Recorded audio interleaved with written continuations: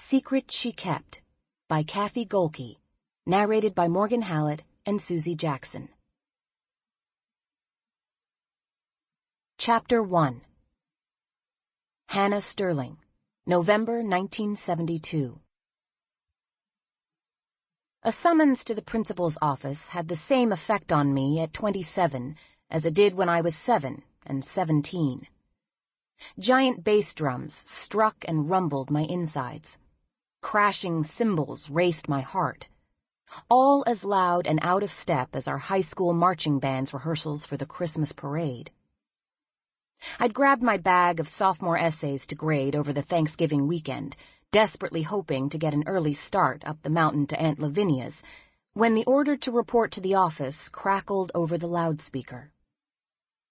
Buses pulled from the school parking lot. The long hand of the clock ticked past 4, and all the while the school secretary drummed her nails, eager to leave. At last the principal's door opened. Out strode a grim-faced Mrs. Whitmire, mother of Trudy Whitmire, the latest 10th grade student crushed by my short-tempered venom, and the one I especially regretted humiliating.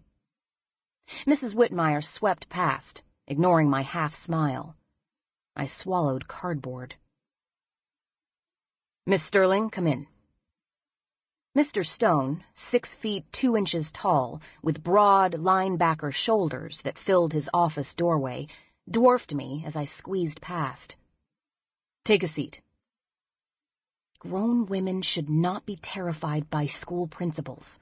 Grown women should not be terrified by school principals. Grown women should... "You saw Mrs. Whitmire?" "Yes.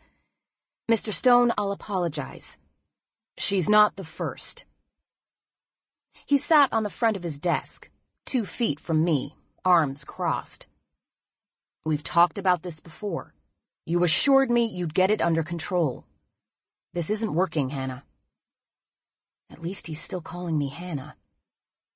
"I'm sorry, Mr. Stone. I know I shouldn't have snapped at Trudy, or Susan Perry, or Mark Granger. All advanced placement students, none of whom are traditionally discipline problems. And that's just this week. This short week."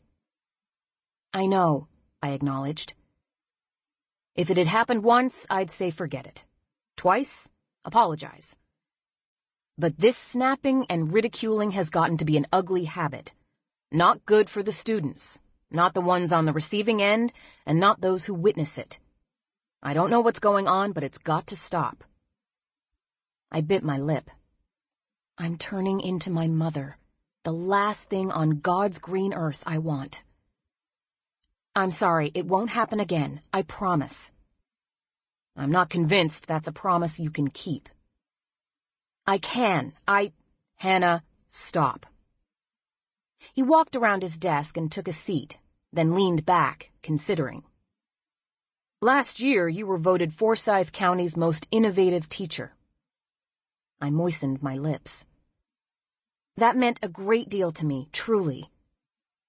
I'd poured out my heart for the kids and parents, and they'd responded. I felt wanted, appreciated. "I know it did." He softened. "To all of us. But you've got to see that something's changed." "I'll get past it," I promised, trying to assert confidence I didn't feel. "By Monday, I'll—" "Not by Monday. Take some time." "I don't need time. I don't want time." The drums in my stomach began to rumble again. "The day after your mother's death, you walked back into the classroom." "Her funeral wasn't until the weekend. I didn't need—" "Everybody needs time when they lose a parent." How could I lose a parent I never had? "We weren't close." How many times did I have to explain that? "You've not dealt with it."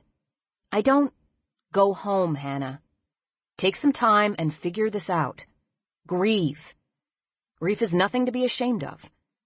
It takes time to process, to figure out how to move on. Life goes on in a different way." I'm not grieving because she died. If I'm grieving at all, it's because of what never was. Sample complete. Ready to continue?